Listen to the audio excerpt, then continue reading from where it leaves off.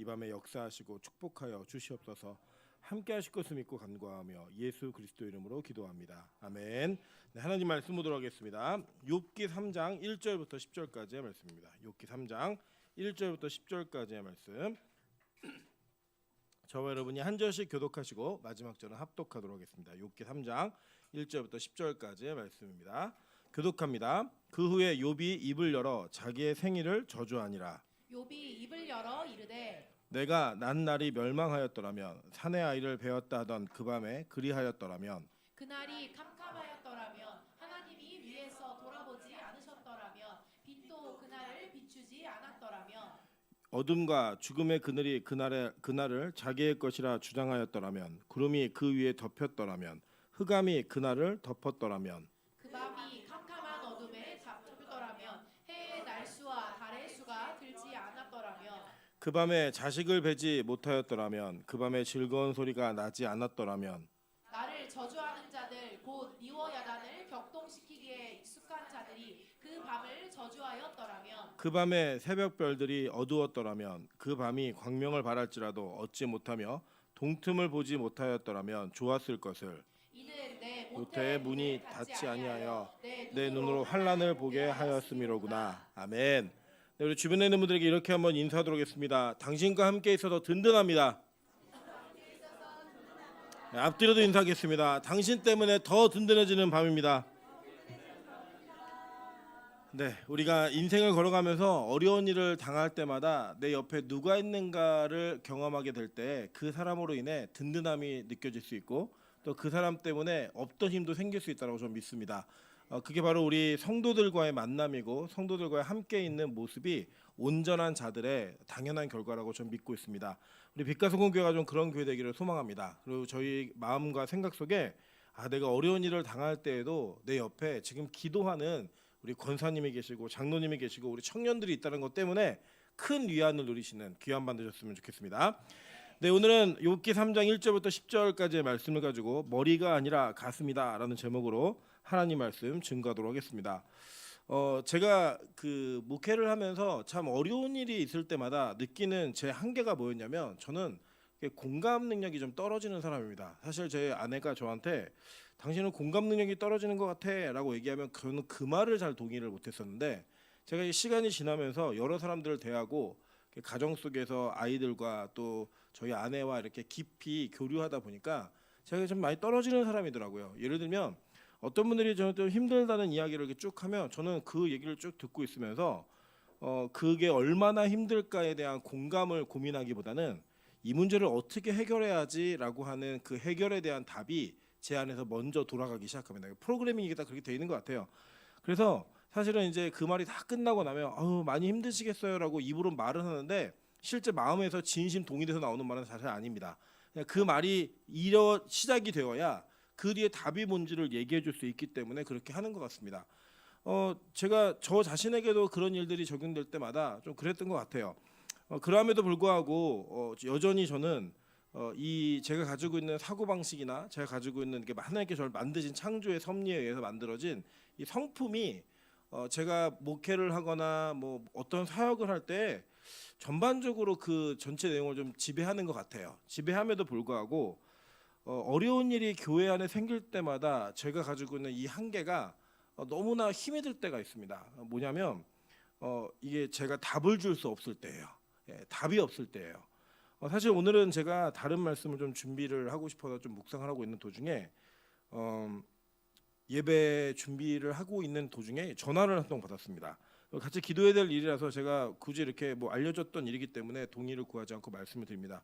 우리 배상기 집사님이 이제 목요일 저녁에 제가 연락을 받기로 뇌경색이신 것 같다라고 제가 연락을 받아서 이제 그래도 뭔가 이상이 있어도 검진하다가 발견됐으니까 한시름 놔도 되겠네, 큰일 아니겠네라고 생각을 했는데 이제 오늘 전화가 온 내용은 이제 뇌종양이 네 군데에서 발견이 되었고 이것이 치료하는 방법이 전이가 돼서 온 건지 아니면 뇌 자체에서 발원한 건지에 따라서 전이가 돼서 온 거면은 사실 거의 방법이 없고 이 뇌 자체에서 발원된 거면 수술을 해볼 수 있겠다라고 하는 그런 내용을 좀 들었습니다. 또 시국이 또 어려워가지고 이 백병원에 의사가 좀 없고요. 의료 대란 때문에 어느 병원으로 다른 이 병원에서는 책임을 못 지니 다른 병원으로 가라라고 통보를 받아서 급하게 뭐 여기저기 좀 알아보다가 다행히 저희 아내 친구가 그 강남 성모병원에 있어서 본인이 이제 아는 형을 연결해 줘갖고 오면은 봐주겠다고 얘기해서 월요일 날 이게 외래로 들어갑니다. 상황을 보고 좀 어려움이 있거나 급하게 진행해야 되는 일이면 그 진행 절차를 밟아주겠다고 약속을 좀 받아서 저희가 이제 한시름 놓은 건 있는데 이런 어려움이 좀 있을 때 이 참 답이 없는 것 같아요. 그러니까 뭔가 답을 줄 수 있는 상황에서는 어려움이 어려움이라고 느껴지지가 않거든요. 근데 답을 줄 수 없을 때 있는 그 답답함은 굉장히 많이 어렵다라고 생각합니다. 더군다나 이게 우리가 뭐 사실 제가 그런 얘기 많이 드리거든요. 어려움을 당할 때 돈으로 해결할 수 있는 일이 제일 싼 거예요. 사실은 우리는 그게 제일 어려운 것 같지만 아니라고 생각해요. 저는 진짜 돈으로 해결할 수 있는 일이 제일 싼 거고요. 건강의 문제가 사실 제일 어렵다고 좀 보여집니다. 욥이 오늘 본문을 보시면 하나님께 어떠한 어려움을 당해도 욥은 불평불만 하지 않았거든요. 말이 없었어요. 뭐 하나님 다 주셨으니까 내가 그냥 적신으로 왔은즉 적신으로 가는 것이 마땅하다라고 표현을 했던 그의 이 고백 속에 하나님께서 그의 마지막에 시험하셨던 게 뭐냐면 건강의 문제였습니다. 건강의 문제. 그가 머리끝부터 발끝까지 종기가 났고요. 그 종기에 대한 고통을 해결하기 위해 기왓장으로 자기의 종기를 긁을 수밖에 없었던 그 장면 속에 욥의 친구들이 욥을 위로하려고 옵니다. 여러분이 아시는 것처럼 욥의 세 사람의 친구가 있었는데 엘리바스 그리고 발닷 그리고 소발 이 세 사람이 욥을 찾아옵니다. 근데 욥을 찾아온 이 세 사람이 욥을 위문하라고 왔을 때 너무 충격적이었어요. 왜 충격이었냐면 욥을 알아볼 수가 없었습니다. 욥을 알아볼 수가. 그래서 이 욥의 고통과 그 아픔을 공유하기 위해 이 세 사람이 7일 동안 함께 앉아서 한마디 하지 못하고 그냥 가만히 있었다는 거예요. 욥이 다른 고통을 당했을 때는 그래도 견딜만 했던 것 같아요. 뭐 견딘다, 뭐 인내한다 이런 개념보다도 그냥 욥이 가지고 있는 생각 속에 하나님이 주신 거 하나님 거두어 가시는 게 뭐가 의미가 있겠는가라고 하는 그 믿음의 고백을 순수히 할 수 있었는데 우리 인간은 이기적인 것 같습니다. 그러니까 이기적이어서 남의 아픔이나 환경적 어려움에는 굉장히 우리가 의연하게 대처하더라도 내가 가지고 있는 고통과 아픔은 참 이게 감당하기가 너무 어려워요. 짜증을 낼 수밖에 없고 고통을 표현할 수밖에 없는 그런 문제가 사실 우리 안에 분명히 있는 문제라고 생각합니다. 욥이 처음으로 입을 열어서 제일 먼저 했던 행동이 뭐였냐면요. 자기의 생일을 저주하기 시작합니다. 여러분 오늘 읽으신 본문이 그 내용이에요. 이게 막 자기를 저주하고 자기를 이렇게 얘기를 하는데 그 내용이 뭐냐면 내가 차라리 안 태어났으면 좋겠다. 내가 왜 태어나가지고 이런 고통을 당하는가라고 하는 내용입니다. 하나님을 직접적으로 원망하거나 하나님을 저주하거나 이러진 않았어요. 분명히. 그러나 그는 하나님께서 자신을 이 땅에 태어나게 하신 것 자체가 너무나 큰 아픔이었음을 토로할 때 그간의 이 건강의 문제로 촉발되어진 그 어려움의 고백이 자기가 여지껏 당했던 고난의 전체 문제를 다 이야기하는 내용으로 시작되는 것을 우리가 보게 됩니다. 욥의 마음이 어느 정도로 힘들었냐면 이런 거예요. 사실 그냥 우리가 어떤 면에서 자 끝났다라는 생각이 들면 사실 마음에서 포기가 됩니다. 예를 들어서 뭐 레포트를 뭐 내일까지 내야 되는데 이 내일이 오지 않았을 때 우리가 최선을 다해요. 어떻게든 해보겠다고. 근데 그 마감 시간이 지나고 나면 오히려 마음이 편해집니다. 왜 편해지죠? 이젠 더 이상 할 게 없기 때문에 내려놓는 거예요. 그런데 놀랍게도 하나님은 이러한 고통 속에서 우리한테 자그마한 불빛을 끄지 않으시는 그 일들을 계속 보여주셨기 때문에 또 포기할 수도 없는 어려운 상황이 우리에게 있다라는 거예요. 여러분 왜 부모와 자식 간에 어려운 일이 생겼을 때 부모가 남이었으면 포기할 수 있는 일들을 포기하지 못하냐면 그 자식에게 나타났던 그 일생의 불빛과 같은 가능성들 있잖아요. 그게 포기가 안 되는 거예요. 예를 들어 감옥에 가 있고 정말 악한 일을 저지른 자식이라 할지라도 예전에 어렸을 적에 착했던 그 기억 그것이 가지고 있는 그 희망이 이 아이에 대한 포기를 하지 못하게 만드는 겁니다. 신앙도 마찬가지고 영적으로도 참 마찬가지라고 생각해요. 저는 이제 청년사역을 오래 했다 보니까 연인들이 헤어지게 될 때 마지막까지 상대방을 포기 못하는 이유 중에 하나가 뭐냐면 상대방과의 좋은 기억들이 남아 있어서 그것이 어떤 면에서는 희망 고문이 되기 때문입니다. 오늘 욥이요 하나님께 이게 간접적으로 뭐라고 고백하냐면 희망 고문 좀 그만했으면 좋겠다라는 이런 얘기를 하는 것들을 고백합니다. 한번 볼까요? 욥기 3장 20절부터 한번 보겠습니다. 어찌하여 고난을 당하는 자에게 빛을 주셨으며 마음이 아픈 자에게 생명을 주셨는고 이러한 자는 죽기를 바라고 오지 아니하니 땅을 파고 숨긴 보배를 찾음보다 죽음을 구하는 것을 더하다가 무덤을 찾아 얻으며 심히 기뻐하고 즐거워하니 하나님에게 둘러싸여 길이 아득한 사람에게 어찌하여 빛을 주셨는고 나는 음식 앞에서도 탄식이 나며 내가 앓는 소리는 물이 쏟아지는 소리와 같구나. 내가 두려워하는 그것이 내게 임하고 내가 무서워하는 그것이 내 몸에 미쳤구나. 나에게는 평온도 없고 안일도 없고 휴식도 없고 다만 불안함만 있구나라고 얘기해요. 이 내용이 뭐냐면 고난당한 자에게 왜 도대체 빛을 주시고 마음이 아픈 자에게 왜 생명을 주시냐는 거예요. 차라리 그냥 마음이 아프면 확 죽어버렸으면 좋겠고 아침에 눈 떴을 때 안 떠졌으면 좋겠는데 하나 그렇게 하지 않고 우리 인생을 계속 이어가시더라는 거예요. 그런데 이게 머리로 이해가 안 되는 거예요.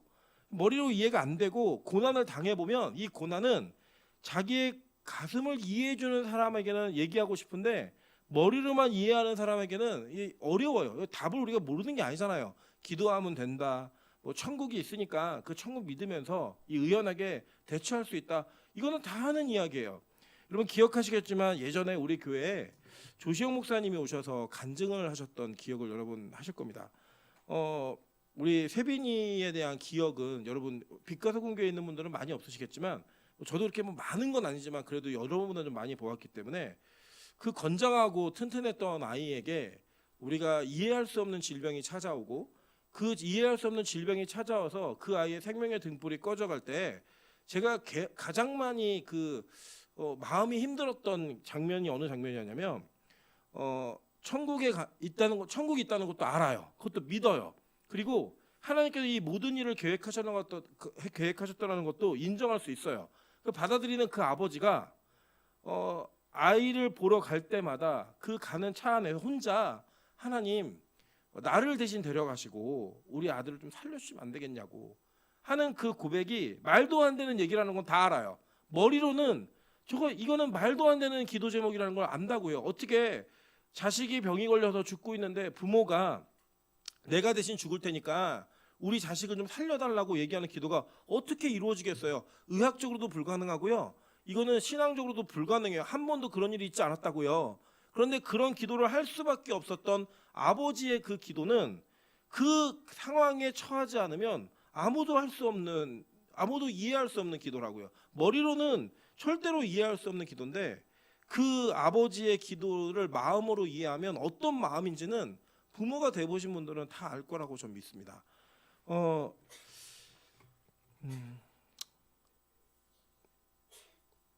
저는 이 배상기 쌤 소식을 들으면서 참 마음이 좀 많이 힘들었어요. 많이 힘들었던 이유 중에 하나가 박명희 권사님의 모습이었어요. 권사님이 이렇게 괜찮아요. 하나님께서 하실 거예요. 라고 이렇게 말씀하셨는데 전화가 끊어진지 모르고 권사님이 한숨을 쉬는 그 한숨이 저한테는 그냥 지나가는 소리가 아니라 우리 다 아시잖아요. 우리 권사님과 그 집사님이 그렇게 막 금슬 좋고 막 알콩달콩한 부부는 아니셨지만 하나님께서 맺으신 그 부부의 인연을 따라 계속 이 교회를 지키시면서 이 교회 안에서 우리 소람이도 그리고 수아도 하나님께 주시는 은혜를 따라 이렇게 이 교회에 있는데 그 교회에 있는 그 울타리가 어느 한쪽이 무너진다는 생각이 드실 수밖에 없다라고 생각을 하니까 참 마음이 좀 힘들더라고요. 힘든데 답이 없어요. 머리로는 답이 없어요.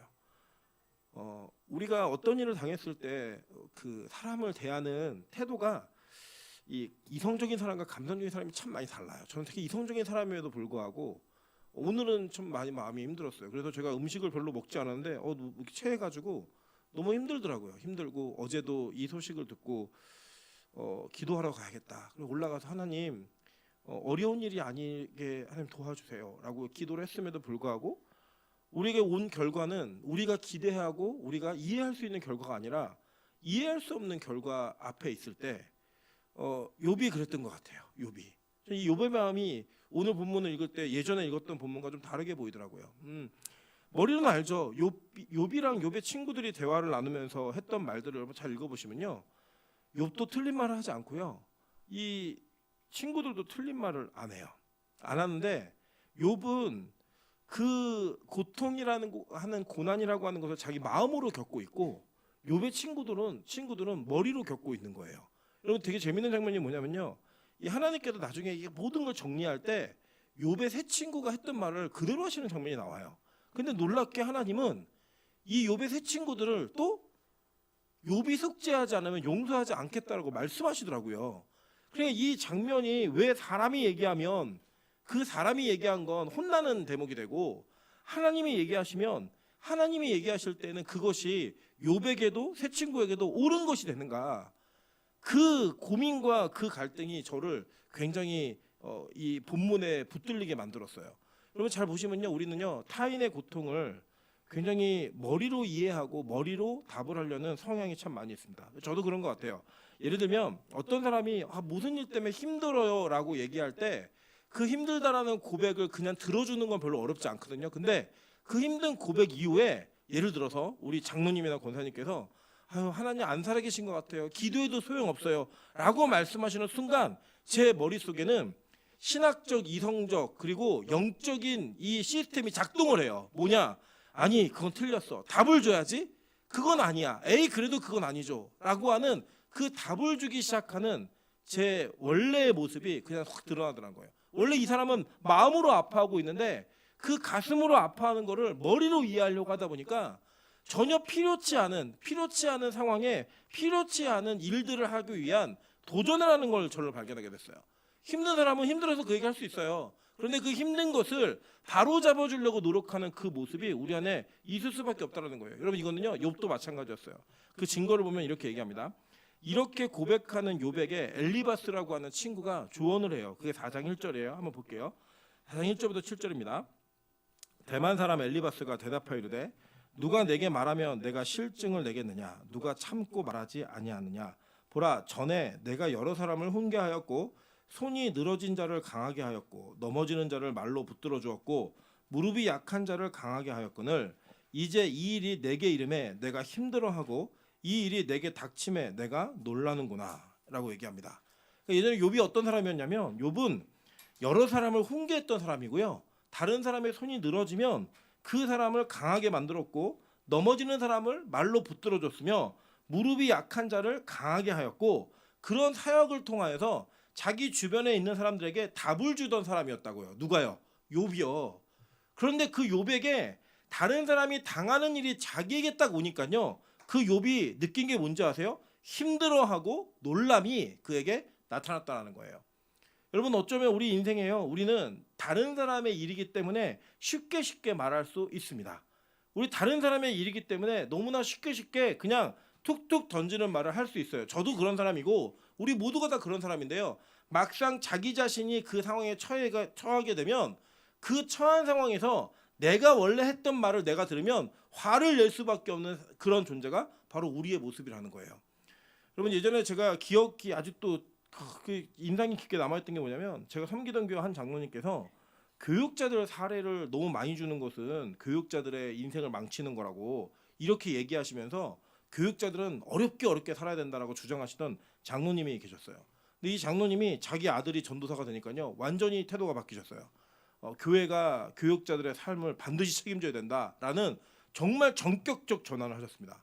저는 그걸 보면서 사람은 내가 남을 생각하는 머리가 있을 때와 내가 막상 그 일에 처할 때는 정말 다른 사람이 되는구나. 나도 저럴 수 있겠구나 라는 생각이 들었어요.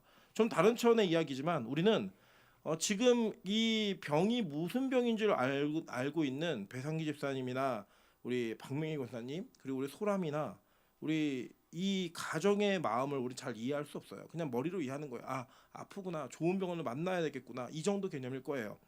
그리고 우리는 어떤 사건 속에서 항상 내가 당한 사건이 제일 크지 남이 당한 사건이 제일 크지 않아요. 막상 그 가정에 그런 어려움이 있는 것보다 지금 당장 내일이 풀리지 않는 게 더 큰 일이고 지금 당장 우리 부모님과 어려움의 문제가 있는 것이 제일 큰 일이고 지금 당장 내 상황이 제대로 돌아가지 않는 게 더 큰 고통이라고 느끼는 게 바로 우리의 모습입니다. 여러분 그게 욥도 그랬고요. 엘리바스 소발 다 똑같아요. 이 사람들이 다 빌닷 소바시 다 그랬던 게 뭐냐면 이 계속 그래 욥한테 얘기하는 거예요. 계속 네 잘못해서 그래, 네 죄져서 그래. 그 얘기를 계속 얘기하는 겁니다. 한번 볼까요? 욥기 8장 1절부터 10절입니다. 수아 사람 빌닷이 대답하여 이르되 내가 어느 때까지 이런 말 하겠으며 어느 때까지 내 입의 말을 거센 바람과 같겠느냐. 내 말이 거센 바람과 같겠느냐. 하나님이 어찌 정의를 굽게 하시겠으며 전능하신 이가 어찌 공의를 굽게 하시겠는가.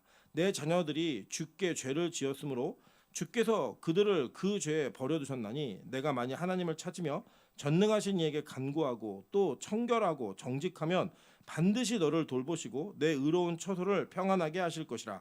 내 시작은 미약하였으나 내 나중은 심히 창대하리라. 청하건대 너는 옛 시대 사람에게 물으며 조상들이 터득한 일을 배울지어다.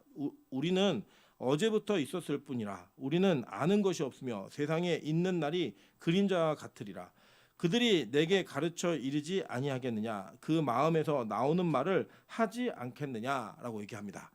이 수아 사람 빌닷이 얘기했던 내용도 역시 동일한 내용이에요. 틀린 말이 아니거든요. 야, 너 이렇게 말이 많어라는 내용이에요. 욥이 계속 무슨 말을 하냐면 하나님, 저는요 내가 이 고난과 고통을 당하는 것의 이유를 도대체 이해할 수가 없습니다. 전 죄도 짓지 않았고요. 전 하나님께 잘못한 일도 없는데 왜 도대체 저를 이렇게 어려운 상황으로 몰아가시죠? 계속 욥이 했던 말이 그 말이에요. 그랬더니 그 얘기를 다 들었던 빌닷이 뭐라고 말하냐면 야, 너 너무 말이 많어. 진짜 말이 많아. 너 그러면 지금 하나님이 공의롭지 않다는 거야? 그럼 공의로운 분이야. 하나님은 절대로 정의를 굽게 하거나 공의를 굽게 하시는 분이 아니야. 이 얘기를 계속 하는 거예요. 이 답을 모르냐고요. 욥이 이걸 몰랐겠냐고요. 근데 우리는 그 얘기만 계속 하더라는 거예요. 계속. 너 하나님이 어떤 분인지 몰라? 하나님이 다 하실 말이니까 하셨겠지. 이 말만 하더라는 거예요. 그래 결국 얘기하는 게 뭐냐면 네가 아무리 생각하는 게 생각이 안 나도 고민해봐. 그리고 옛사람들에게 물어봐. 그러면 다 네 죄악이 드러나기 시작한다. 다 나와 그게. 그래 절대로 그것에 너 흔들리지 말고 네가 정직하다고 의롭다고 생각하지 마라고 얘기해요. 한번 볼게요. 욥기 11장 1절부터 11절 소발의 대답도 동일합니다. 나아마 사람 소발이 대답하여 이르되 말이 많으니 어찌 대답이 없으랴. 말이 많은 사람이 어찌 의롭다함을 얻겠느냐. 내 자랑하는 말이 어떻게 사람으로 잠잠하게 하겠으며 내가 비웃으면 어찌 너를 부끄럽게 할 사람이 없겠느냐. 내 말에 의하면 내 돈은 정결하고 나는 주 보시기에 깨끗하다 하는구나. 하나님은 말씀을 내시며 너를 향하여 입을 여시고 지혜의 오묘함으로 내게 보이시기를 원하노니 이는 그의 지식이 광대하심이라. 하나님께서 너로 하여금 너의 죄를 잊게 하여 주셨음을 알라. 내가 하나님의 오묘함을 어찌 능히 측량하며 전능자를 어찌 능히 완전히 알겠느냐. 하늘보다 높으시니 내가 무엇을 하겠으며 수월보다 깊으시니 내가 어찌 알겠느냐. 그의 크심은 땅보다 길고 바다보다 넓으리라. 하나님이 두루 다니시며 사람을 잡아 가두시고 재판을 여시면 누가 능히 막을 수냐. 하나님은 허망한 사람을 아시나니 악한 일을 상관하지 않으시는 듯하나 다 보시느니라. 여러분 여기 틀린 말이 있어요 없어요? 없어요. 또 맞는 말이에요. 이 맞는 말. 왜요? 이 사람들은 지금 뭘 하는 거냐면 고통당한 욥 앞에서 욥은 하나님께 하는 말이 뭐냐면 하나님 제가요 왜 이걸 당하는지 모르겠어요.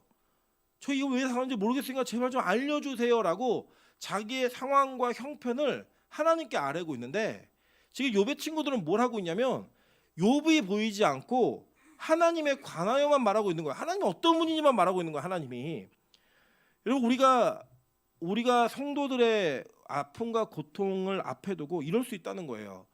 우리 먼저는 누군가 아파하고 힘들어하고 어려운 상황이 오면 우리는 먼저 그 사람에게 왜 얼마나 그 사람이 아플지 그 사람이 얼마나 힘들지에 대한 그 공감으로부터 출발한 그 사람에 대한 이해가 우선이어야 되는데 우리는 그 이해보다도 자꾸 우리가 하는 일은 뭐냐면 야 너 그렇게 생각하지 마. 하나님은 공평하신 분이야. 하나님은 다 섭리와 계획이 있는 분이야. 그걸 모르는 게 아니라 모르는 게 그게 틀렸다는 게 아니에요. 상황이 맞지 않다는 얘기 하는 거예요. 상황이. 지금은 우리가 이 병의 원인이 무엇이고 이 병이 왜 왔는지 어떤 이유인지 어떤 연고인지 사실 알 필요 없어요. 그냥 기도하는 거예요. 그냥. 왜요? 그냥 우리 교우고 같은 성도니까.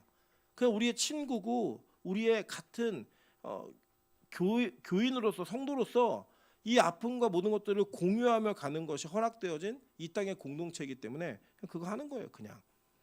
그래서 그냥 때로는 그냥 울고 같이 웃고 울고 슬퍼하고 아파하고 기뻐하고 하는 것만으로도 그 위로가 충분한, 그리고 그 위로의 시작이 이미 출발 자체가 너무나 좋은 이런 일들이 우리 안에 있을 수 있는데, 우리는 자꾸 뭐라느냐, 혼수를 든 거. 혼수를 너 이거 맞아 틀려, 하나님은 어떤 분인지 아니?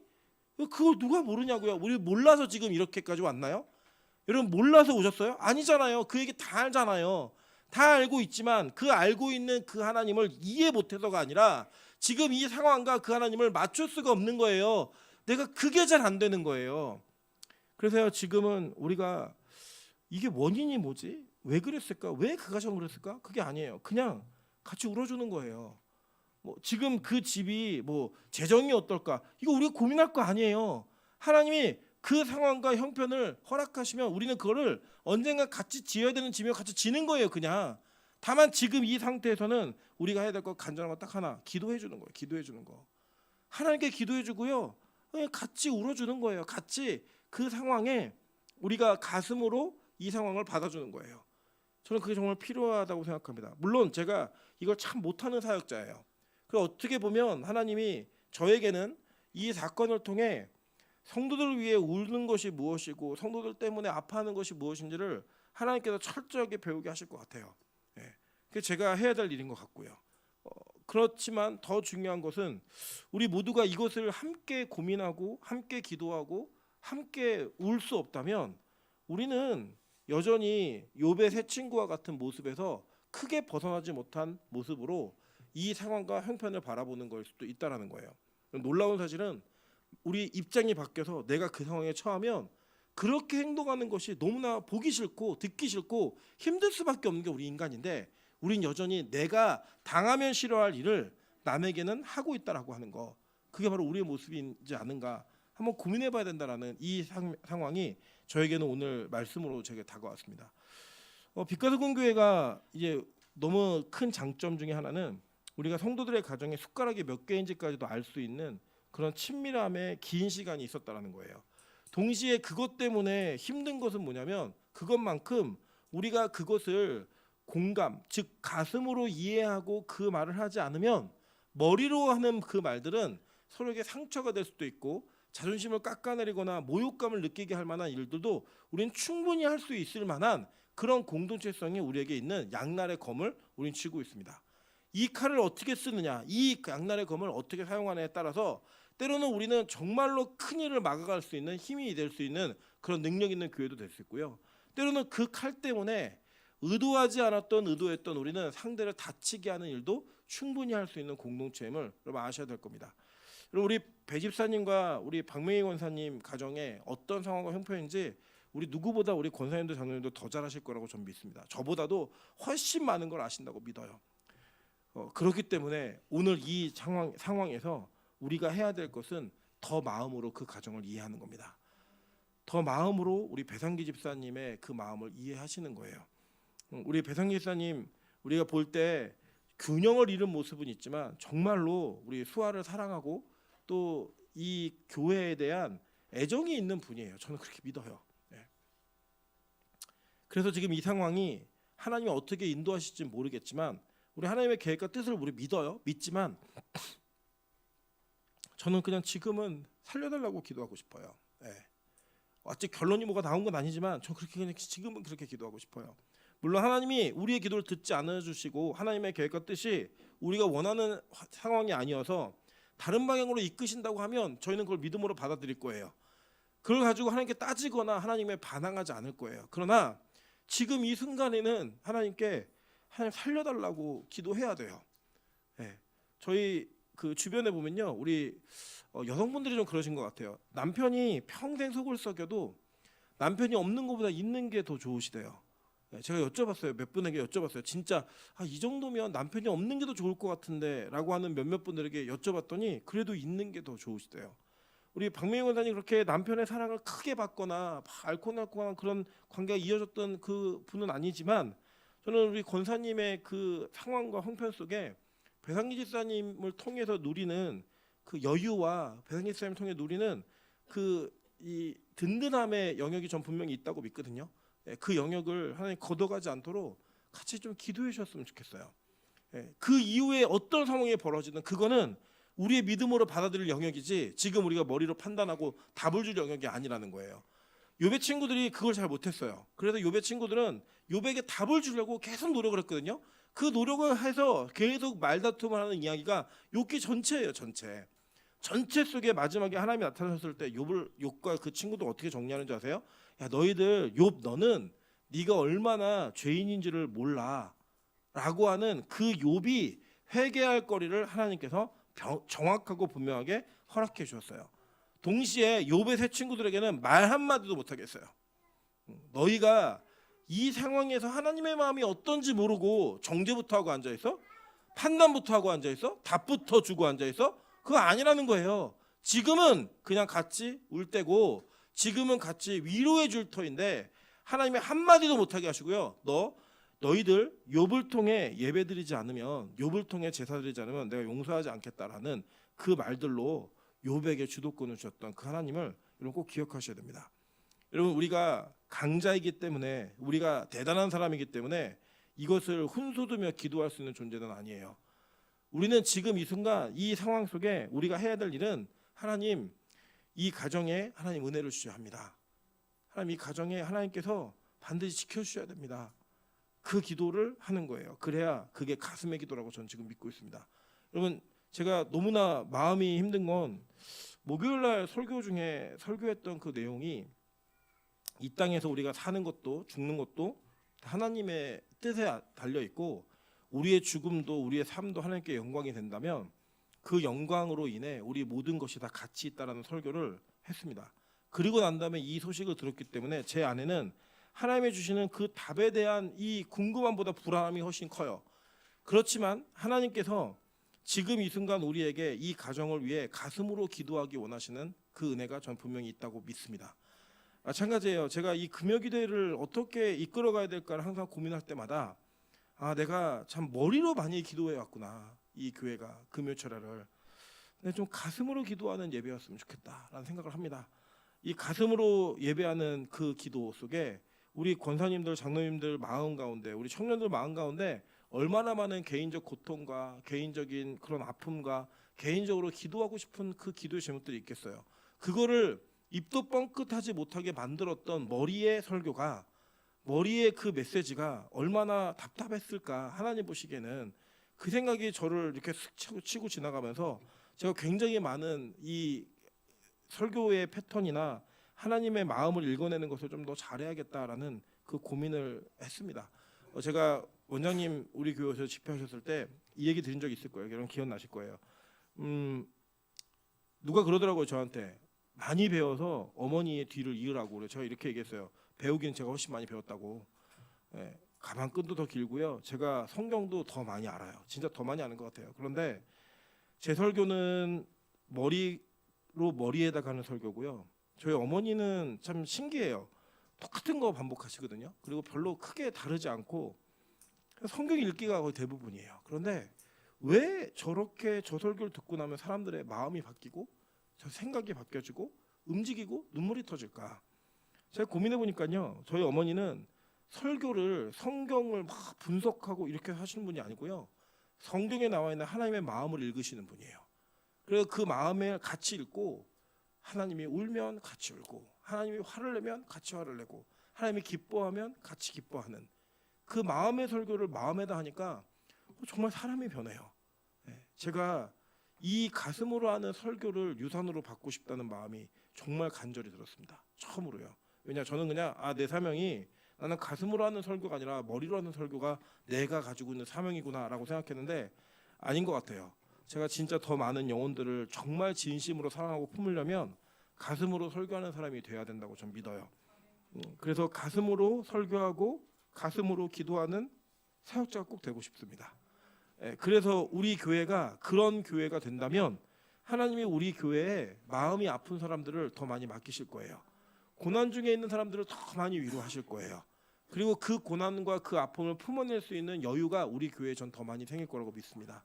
그래서 이 기도회가 그냥 금요칠 하니까 가야 되는 것이 아니라 하나님 오늘도 내 마음을 만지시는 그 하나님의 위로를 얻으러 가는 그 예배가 됐으면 좋겠고요.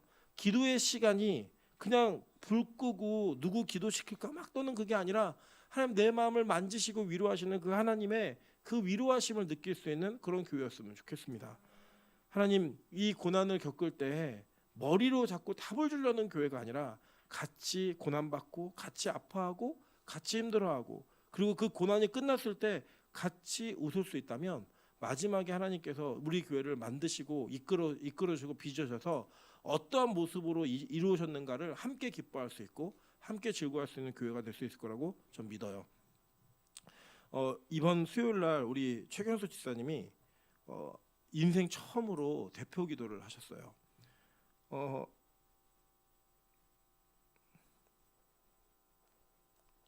제가 집사님 기도하시는데 뒤에서 정말 많이 울었어요. 입을 틀어막고 울음소리가 새나가지 않도록 노력하며 많이 울었어요. 저는 집사님이 사실 어떤 분인지 잘 몰라요. 그리고 집사님이 가지고 왔던 인생의 길이와 인생의 경험이 무엇인지 저는 잘 몰라요. 그런데 그 기도 속에 하나님을 향한 진심의 마음이 있었기 때문에 저는 그 기도 자체가 너무 큰 감동이었어요. 하나님 너무 기뻐하셨을 거라고 믿어요.